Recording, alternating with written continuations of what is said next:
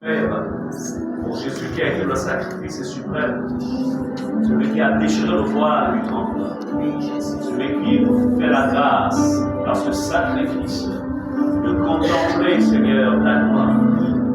Nous entrons, Seigneur, ce matin dans le lieu très saint. C'est là que nous pouvons contempler l'arche, l'arche de l'Alliance. C'est là que nous, Seigneur, la splendeur de ta divinité, Seigneur.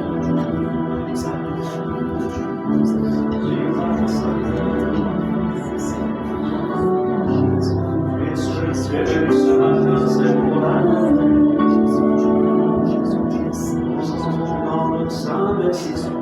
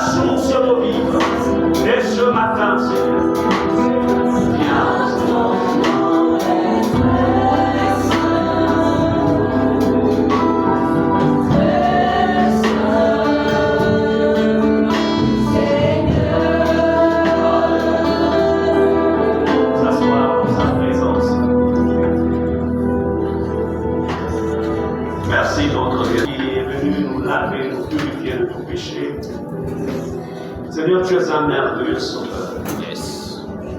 Tu es un merveilleux Dieu.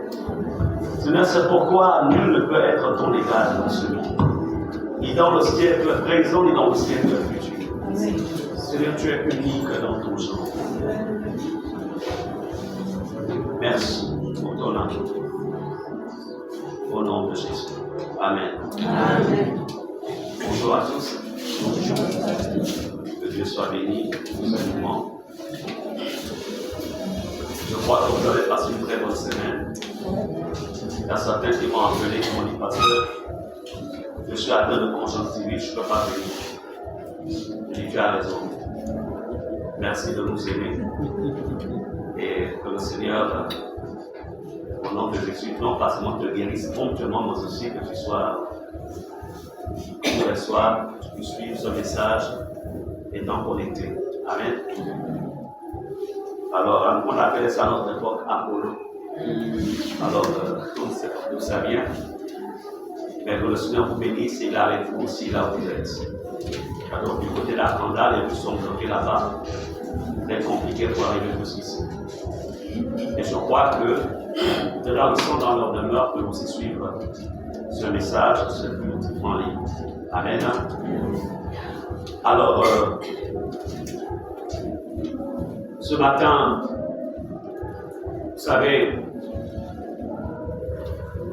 lorsqu'on vient à Jésus, on va dire qu'il y a deux étapes. La première étape, c'est l'étape du salut. Donc l'étape où il nous sauve.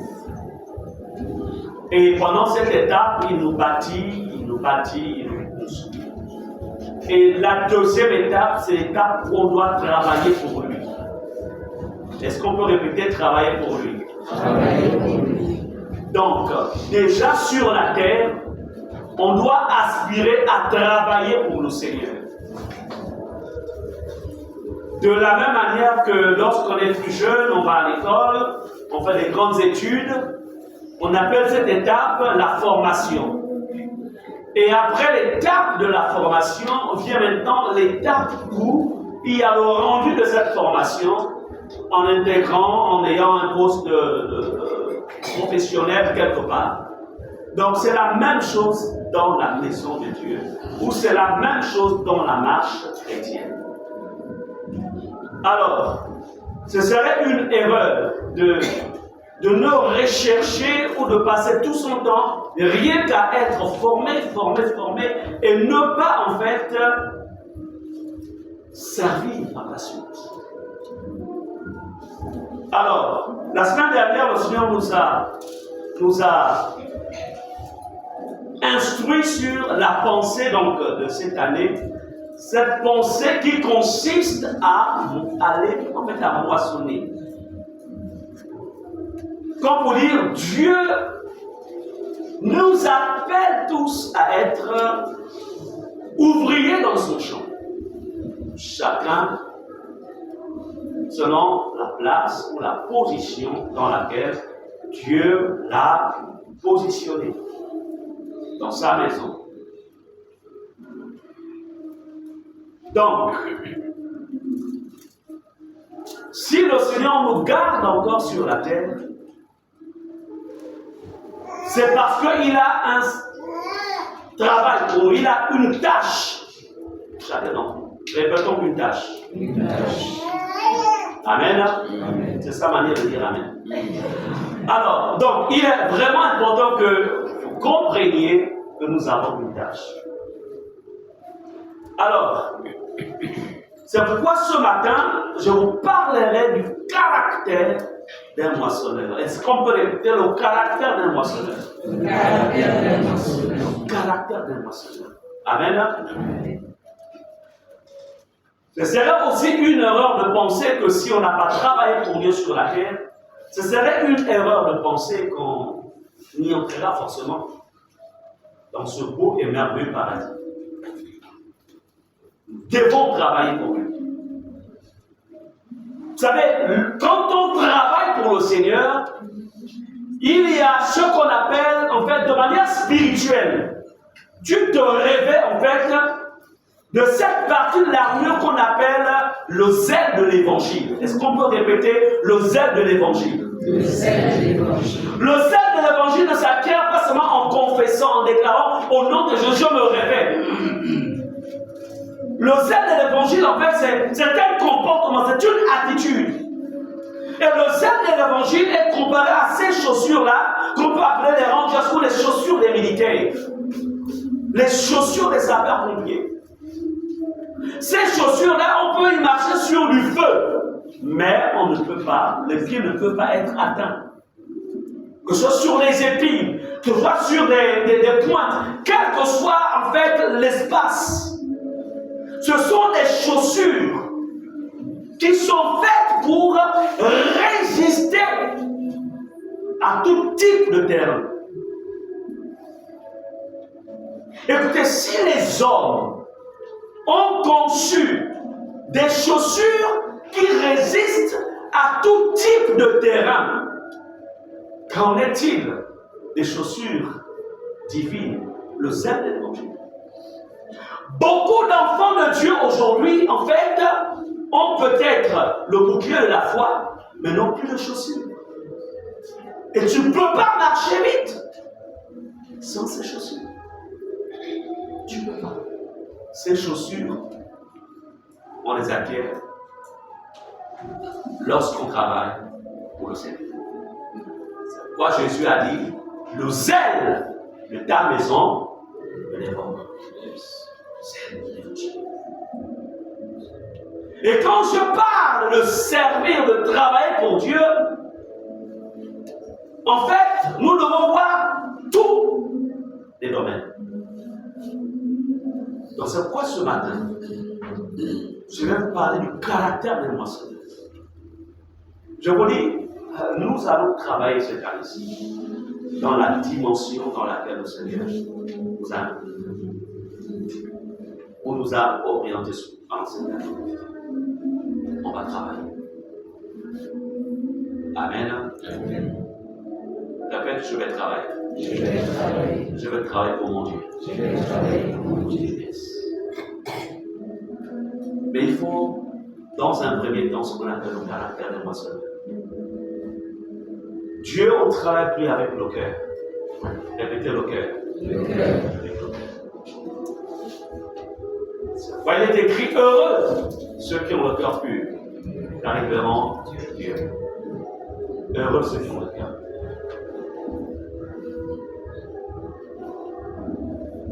Caractère. Dans toute administration, quand on parle par exemple de corps médical, en fait, ils ont ce qu'on va appeler, il y a une éthique médicale qui fait en sorte qu'on peut distinguer un médecin d'un autre corps. Amen. Quand on parle de corps militaire, c'est la même chose. C'est-à-dire que chaque domaine a une éthique, chaque domaine a une caractéristique. Et en tant qu'enfant de Dieu, quand Dieu nous appelle à être le moissonneur, qu'est-ce que Dieu attend? Qu'est-ce que Dieu aimerait d'abord voir avant que nous n'allions sur le terrain? Avant que chacun, de manière individuelle, n'aille sur le terrain. Le tout n'est pas en fait d'aller comme ça. Mais il faut être revêtu. Jésus pouvait dire à ses disciples, attendez là à Jérusalem. Jusqu'à ce que vous soyez revêtus. Donc jusqu'à ce que vous revêtiez le caractère qu'il faut. Amen. Jusqu'à ce que vous ayez le revêtement qu'il faut. Il y a un revêtement qu'un moissonneur doit avoir. Il y a un revêtement. Alors, allons-y dans Jean 3, verset 16. Ça, c'est l'un des versets, en fait, c'est le verset le plus populaire. Il est écrit dans ce passage, car Dieu a tant aimé le monde, qu'il a donné son Fils unique, afin que quiconque croit en lui ne périsse point, mais qu'il ait la vie. Remarquez que ici,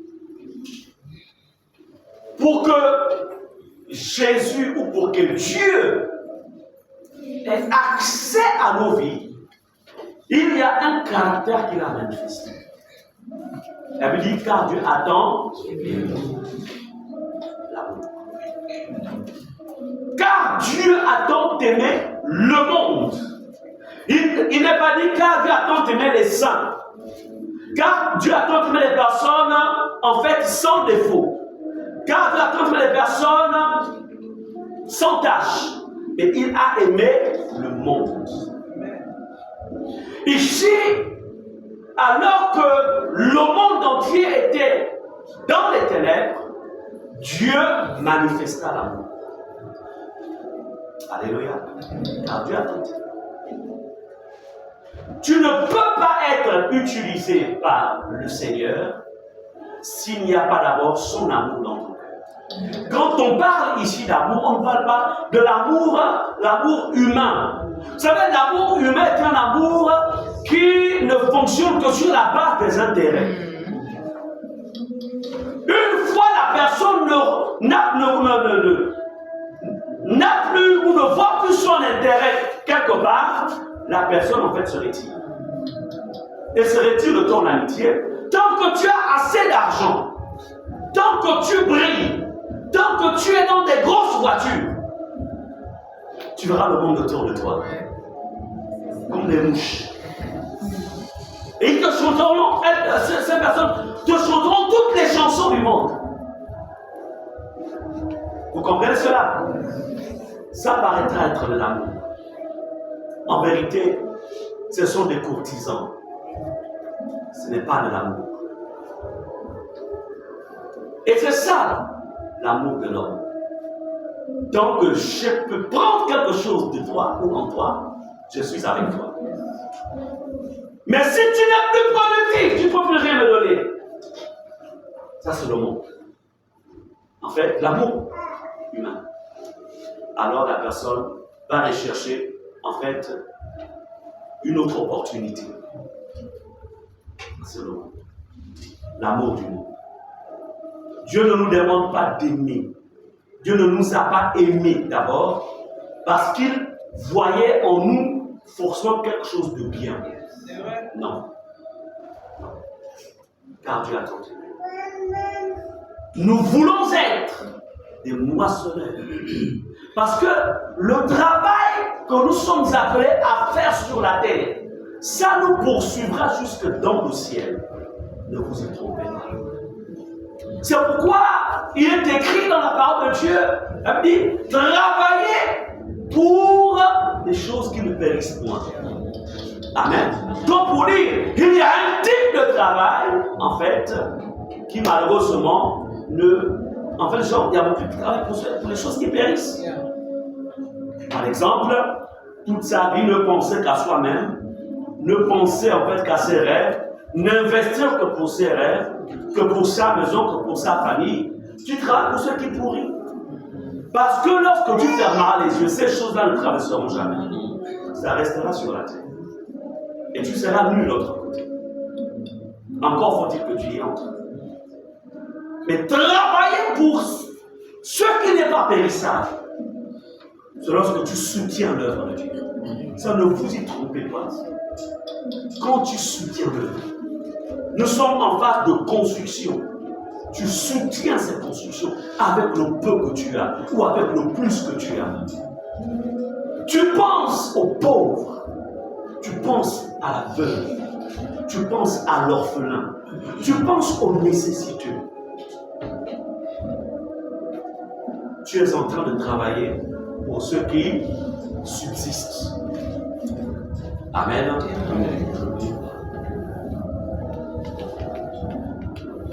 Mais, la Bible nous dit ici, quand la Bible dit, car Dieu a tant aimé, ici, c'est l'amour sans condition.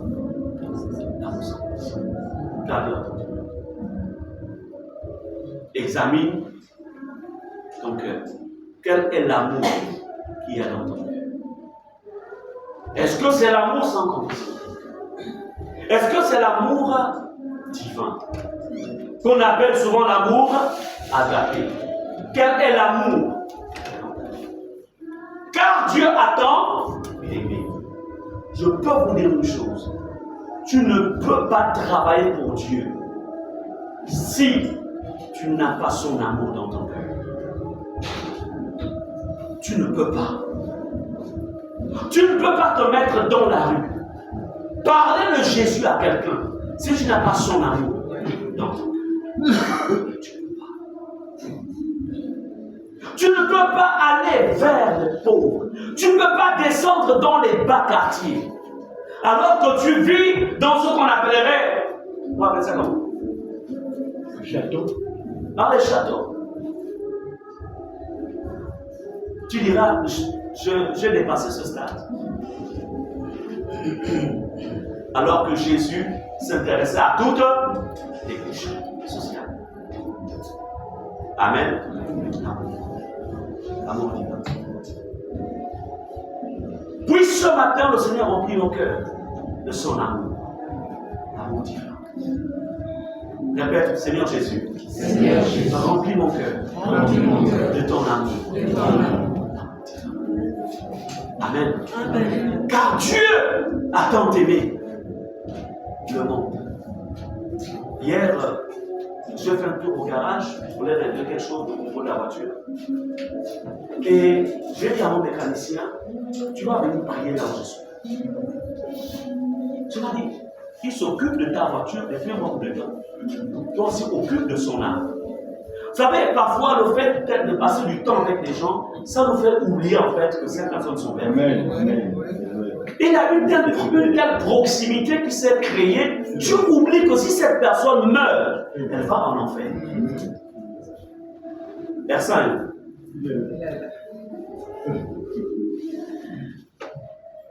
Je te donne rendez-vous. Quand? Je te donne rendez-vous mardi.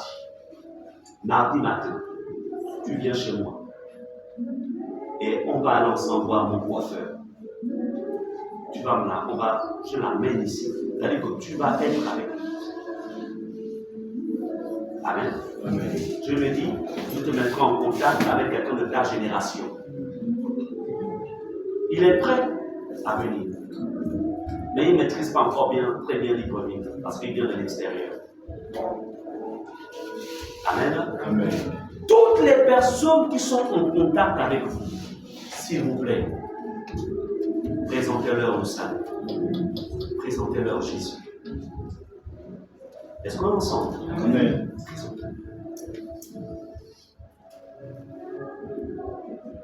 Car Dieu a tant aimé. L'amour a la vie. On ne peut pas servir Dieu sans cet amour. Qu'il a donné son Fils. Vous voyez, c'est l'amour de Dieu qui a amené Dieu à donner. À donner de son temps.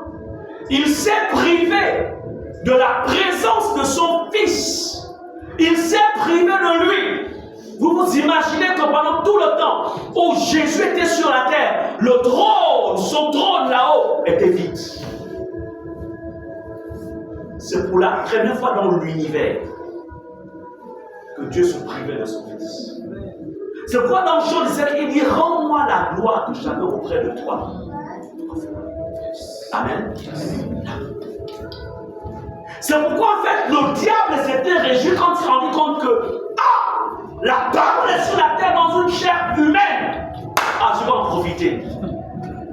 D'où vous constatez en fait l'histoire de la tentation de Jésus au désert. Il pensait qu'il pouvait. Mais il oubliait que c'était Dieu qui était là. Alléluia. Oh, parfait. Et que toutes ces stratégies étaient connues. Vous voulez servir au Seigneur? Donc, soyez revêtus de l'amour de Dieu. L'amour de Dieu sans doute. L'amour. C'est cet amour qui fera en sorte que tu sois capable de donner. De donner aussi de ton temps. Oui, il faut aimer Dieu pour que depuis la maison, tu pries pour les âmes perdues. Tu pries pour ce ministère. Tu pries pour la nation. Tu pries pour cette personne que tu aimerais voir être sauvée. Il faut l'amour. Il faut l'amour de Dieu pour te souvenir que tu dois aussi donner de ton argent. Parce que Dieu, on le sert aussi avec nos biens. La Bible nous parle de ces femmes qui servaient Jésus avec leurs biens. Amen. Quand tu vois ta fin du mois, tu te rends compte qu'en vérité, avec ce que tu as, tu ne peux pas tenir tout le mois. Mais tu prends la peine de retirer les 10% de ce que Dieu te donne, de ce que tu reçois. Tu dis, ça c'est pour le Seigneur. Il faut vraiment l'aimer. C'est une chose quand tu as des réserves. Mais c'en est une autre quand tu n'as rien du tout. Mais cependant, tu le mets toujours au premier plan. Ça là, il faut aimer. L'amour sans condition. Amen. Amen. Et c'est de cet amour dont Dieu voudrait bien que nous soyons, je dirais, que nous soyons remplis. Car Dieu a tant aimé qu'il a donné. Qu'est-ce que tu es prêt à donner? Qu'est-ce que tu es prêt à donner?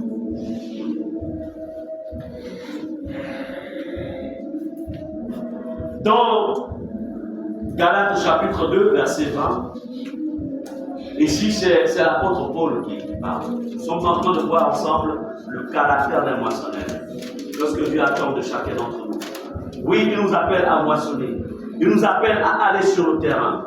Il nous appelle en fait à manifester sa gloire. Il nous appelle. Mais il le voit avant tout en nous. Le premier point que nous avons vu, c'est l'amour. L'amour divin. L'amour agapé. Son amour. Le deuxième point, le passage suivant dit ceci. J'ai été crucifié avec Christ. Et si je vis, ce n'est plus moi qui vis, c'est Christ qui vit en moi. Si je vis maintenant dans la chair, je vis dans la foi au Fils de Dieu qui m'a aimé et qui s'est livré lui-même pour moi. Amen. Répétons, qui m'a aimé. Et qui s'est livré. Lui-même. Pour moi. Nous voyons encore l'amour. L'amour de Dieu en nous amène à nous livrer. L'amour de Dieu en nous, ici quand on parle de livrer, c'est-à-dire que la personne rentre dans une dimension de sacrifice. Il y a une dimension avec Dieu où en fait tu te sacrifies, tu acceptes de te donner pour lui. Où tu acceptes de Jésus en fait. Il n'y a personne qui dans ce monde, ayant quitté père, mère, je dirais confort, ne retrouvera ces choses. Alléluia. Amen. Avec Dieu, quand tu penses perdre, en vérité, tu ne perds pas, tu sèmes. Je me souviens lorsque j'étais encore enfant, je ne comprenais pas pourquoi ma grand-mère, quand c'était le temps en fait de la récolte des arachides, il y avait des sacs et des sacs et des sacs. Et à un moment, j'étais content parce que je pouvais manger tous les arachides que je voulais. Et puis, il y avait une portion qu'il ne fallait vraiment pas toucher. Elle empilait ça dans les sacs et c'était interdit d'y toucher. J'étais le petit-fils. Donc, dans le boulot de petit-fils, on sait toujours essayer un peu de tricher. Mais c'est sans compter sur le bâton qui devait tomber sur toi. Cette quantité-là permettait à cette dernière d'avoir encore un grand champ l'année suivante. Si elle se soumettait au caprice de son petit-fils, elle ne pouvait pas avoir un grand champ d'arachides l'année qui suivait et en avoir une récolte assez importante. Donc, comme vous dites, ce qui n'est pas consommable, on va dire ça, une forme de perte parce que tu ne manges pas ça. Mais c'est fait pour être récolté plus tard. Pour dire quoi? Ce que tu perds, tu sembles perdre, tu ne le perds pas. beaucoup d'enfants de Dieu fonctionnent avec la mentalité de la terre. Vous savez, il y a deux types de mentalité. Il y a la mentalité du royaume, il y a la mentalité de la terre. La mentalité de la terre, en fait, pense qu'elle perd quelque chose quand elle l'investit. Mais la mentalité du royaume ne voit pas, comme je disais tantôt, ne pense pas qu'elle perd, mais elle voit plutôt une sémence. Lorsque tu prends de ton temps, ce point de dit ici, je vis dans la foi au Dieu qui m'a aimé et qui s'est livré. Je voulais parler de la deuxième partie, se livrer, se donner. Apprenons à nous donner à nouveau. Il y en a peu qui se donnent. Il y en a peu qui acceptent de perdre. Il y en a peu qui acceptent de supplier même parfois. Il y en a peu qui acceptent même de mourir en eux-mêmes. Il y en a peu. On ne peut pas servir Dieu et rester soi-même. On a besoin de comprendre qu'à un moment, on doit en fait accepter de se perdre. Amen. Bien-aimés, lorsque Jésus rencontre celui qu'on appelle Pierre, la Bible nous dit, son nom en fait c'est Simon. Mais il a fallu qu'il accepte de perdre le prénom Simon pour adopter le prénom de Pierre. Le baptême, un nouveau nom, une nouvelle identité. Alléluia. Une nouvelle identité. Dieu, il est celui quand il vient vers nous. C'est un changeur d'identité. Un changeur d'identité.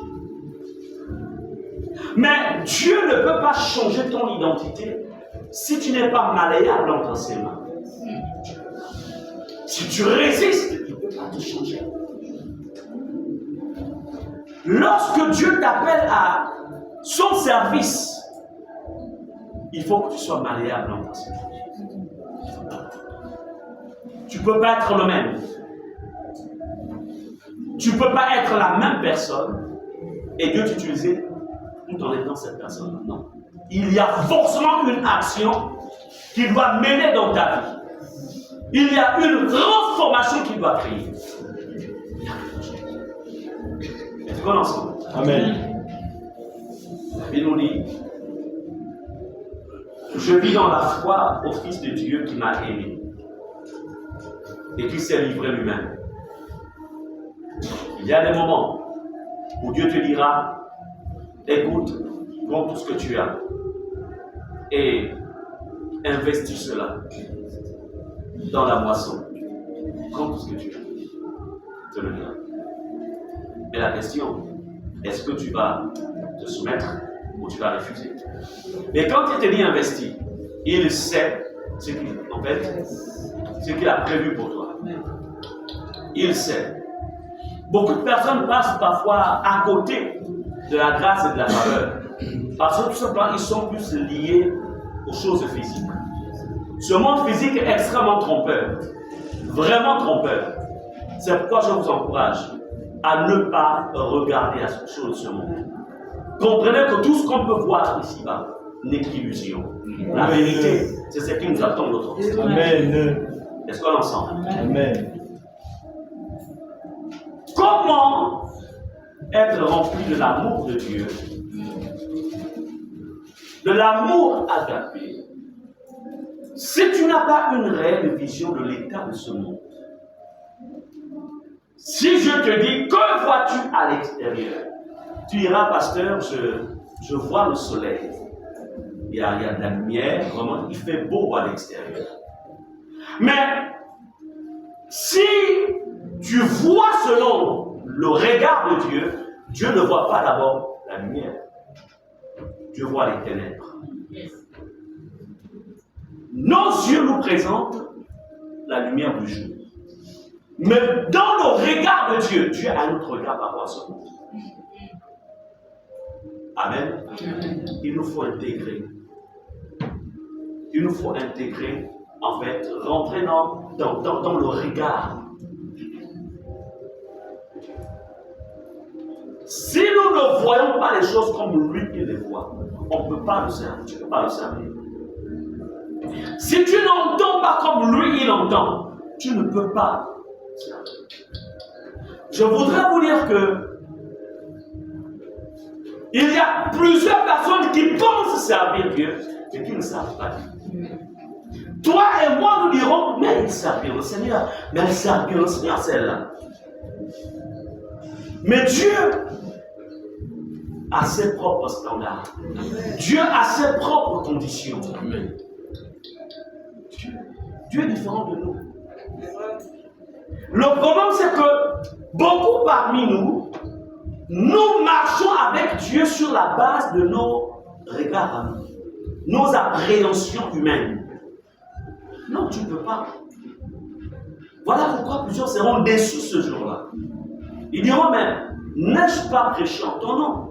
N'ai-je pas chassé les démons en ton nom? N'ai-je pas fait ceci en ton nom? Ils diront, moi je ne t'ai jamais connu. Comment ça? Mais j'ai rassemblé des milliers de personnes dans les stades et moi je ne t'ai jamais connu. Oh non, madame. Il y avait des affiches partout. Et moi je ne t'ai jamais connu. Mais Seigneur, j'ai même fait marcher des voitures en ton nom. Moi je ne t'ai jamais connu. Non, mais ne dis pas ça, Seigneur. Tout mon argent, je veux m'investir tout mon argent, moi je ne t'ai jamais connu. Vous comprenez cela? Ne nous y trompons pas. Il est important. Ramenons nos vies dans les standards de Dieu. Et à partir, une fois nous sommes dans ces standards, de là, nous pouvons servir au Seigneur.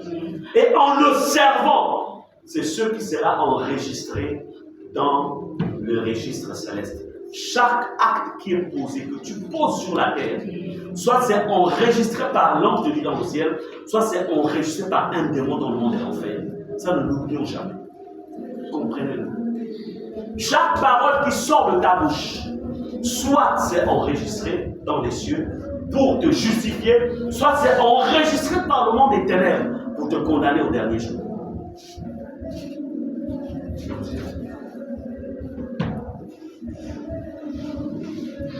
Comment avoir le fardeau de ton prochain? Comment avoir le fardeau de ton voisin? Comment avoir le fardeau de ta voisine? Comment avoir le fardeau de tes collègues? Comment avoir le fardeau du monde? Comme Dieu a eu le fardeau du monde. Comment avoir ce fardeau? Comment? Allons-y dans Matthieu 4, verset 16. Je vais lire la parole de Dieu. Elle dit, ce peuple assis dans les ténèbres a vu une grande lumière, et sur ceux qui étaient assis dans la région et l'ombre de la mort, la lumière s'est levée. Matthieu 4, verset 16. Amen. Alors, vous vous rendez compte que on est à Jérusalem, ou en Israël dans son ensemble. Les rois de cette époque, ou le roi de cette époque, la population de cette époque, en fait, mangeait, buvait, mariait leurs enfants. En fait, c'était vraiment une vie de... Voilà, tout semblait bien aller. Quand c'était le printemps, ça allait. Quand c'était l'hiver, c'était le froid. Quand c'était l'automne, quand c'était la saison sèche, la saison de pluie, on va revenir dans nos pays. En fait, tout semblait bien. Quand c'était le jour, vraiment le soleil éclatant. Quand c'était la nuit, bon, température un peu basse. Alors, mais dans le regard de Dieu, il dit, ce peuple assis dans les ténèbres. Voici le regard de Dieu. Donc, ces personnes-là que nous côtoyons, que tu côtoies, ils travaillent dans tel ministère, telle administration. Ces personnes-là qui ont des business, qui ont des épiceries, ces personnes-là qui sont à Montmoët, ces personnes qui sont un peu partout, dans nos familles et ailleurs. Dieu dit, ce peuple est assis dans les ténèbres. Tes parents sont assis dans les ténèbres. Tes voisins sont assis dans les ténèbres. C'est comme ça que Dieu voit les choses. Mais toi, tu diras, ils sont assis dans la stabilité financière. Ils ont tout ce qu'ils veulent. Ils sont heureux. Dieu dit non, ils ne sont pas heureux. Ils sont assis dans les ténèbres. Toi, tu diras, mais pasteur, moi je n'ai qu'un petit sachet de riz. C'est tout ce que je peux manger. Mais eux, ils sont dans... vraiment, c'est une vie d'opulence. Donc, ils sont bien. Dieu dit non. Ils sont assis dans les ténèbres. Parce que moi, je suis obligé d'attendre toute la journée parfois pour qu'un taxi passe. Le soleil me brûle. Eux, ils sont dans des voitures climatisées. Et ils ne voient pas ça. Ils sont dans les ténèbres.